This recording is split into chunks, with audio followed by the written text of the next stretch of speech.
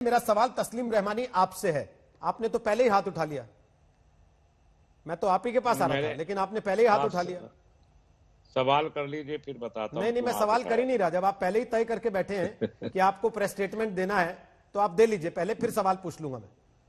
नहीं, मेरा सीधा सा एक ही जुमला कहना है कि एक तो मैं तारिक फतेह साहब जैसे किसी भी आदमी के साथ मैं स्टेज शेयर नहीं करता, कोई प्लेटफॉर्म शेयर नहीं करता है। मेरा स्टेडी स्टैंड है कई साल से, मुझे मालूम नहीं था। आज तारिक साहब यहाँ मौजूद है, तो नहीं होता। नंबर एक, चले जाइए। दूसरी बात, हाँ मैं जा ही रहा हूँ भाई, आपसे पूछने की कोई जरूरत नहीं है भाई।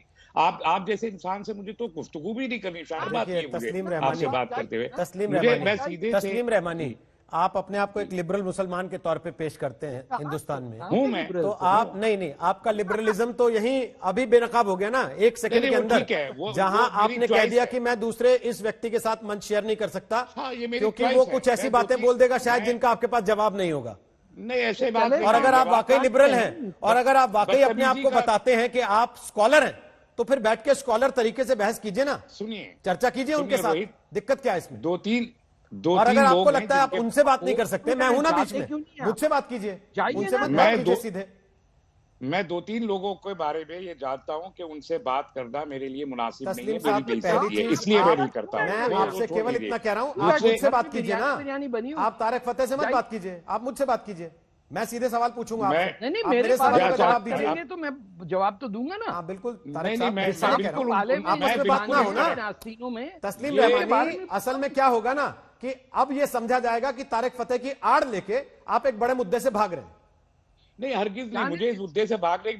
मैं आज सारा शाम इस मुद्दे पे बात कर रहा हूँ, दोपहर से कर रहा हूँ। भागने की मुझे कोई जरूरत नहीं है। लेकिन एक हमारे यहाँ फारसी में कहावत मशहूर है, जवाब जाहिला बशत खामोश। तो आपको खामोश है, तो हमारे लिए खामोश रहना ज्यादा जरूरी है। अब देख लीजिए तस्लीम रहमानी, मेरा कहना यह है, मैं आपसे सवाल पूछ रहा हूं। तारिक साहब थोड़ा सा रुक जाइए, देखिए तस्लीम रहमानी, पहली चीज सुनिए मेरी बात। नहीं तस्लीम साहब सुनिए मेरी बात। नहीं तस्लीम रहमानी, पहली चीज तो आपको मैं एक चीज साफ कर देता हूं।